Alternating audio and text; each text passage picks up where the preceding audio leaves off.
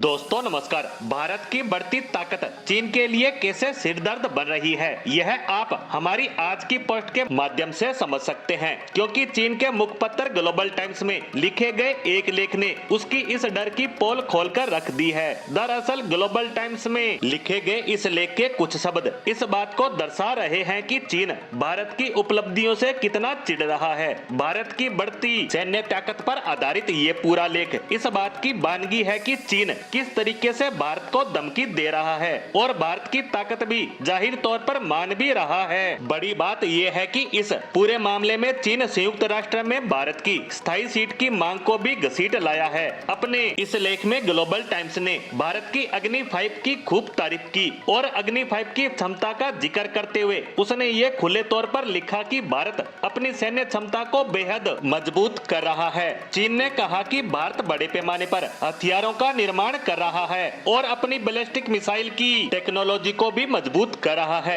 ये अच्छी बात है कि भारत ऐसे रॉकेट बना रहा है जिससे कई सैटेलाइट एक साथ छोड़े जा सकते हैं और इसमें MIRV टेक्नोलॉजी को भी नजरअंदाज नहीं किया गया है। तारीफ में चीन ने भारत को लेकर अपने सरदर्द को भी जाहिर किया। आप वो भी देख लें। चीन ने खुले तौर पर भारत को धमकी दी है कि भारत को ऐसा माइंडसेट नहीं रखना चाहिए जिससे वो अपने हथियारों की क्षमता को बढ़ाए, उसमें इजाफा करे और उसमें भारी भरकम निवेश करे, बल्कि चीन हिदायत दे रहा है कि भारत को अपना पैसा जनता पर लगाना चाहिए, हथियारों पर नहीं। चीन का पाकिस्तान पर भी इस लेख में जिक्र हुआ है और इसका आरोप चीन ने वेस्टर्न मीडिया पर लगा दिया। उसने लेख में कहा कि वेस्टर्न देश भारत को उकसाते रहते हैं। भारत जब इस तरह के परीक्षण करता है, अपनी सैन्य क्षमता को मजबूत करता है, तो सीधे सीधे भारत की क्षमता को चीन और पाकिस्तान से जोड़ देते हैं, जैसे भारत तुरंत ही अपनी मिसाइल को लॉन्च कर देगा। इस आर्टिकल में इस बात को खतरनाक बताया गया,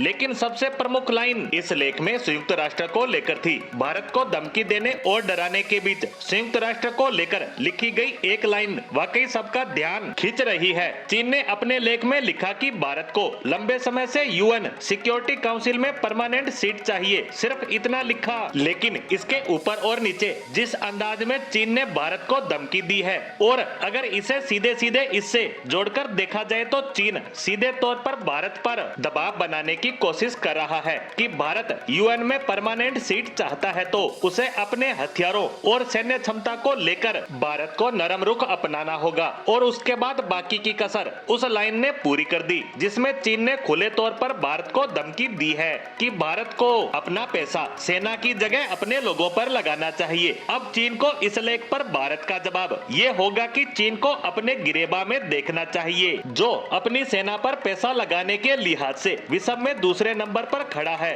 और सलाह दे रहा है भारत को। इसी के साथ चीन के मुखपत्र ग्लोबल टाइम्स में छपी इस खबर पर हमारी आज की पोस्ट को यहीं विराम देते हैं। धन्यवाद।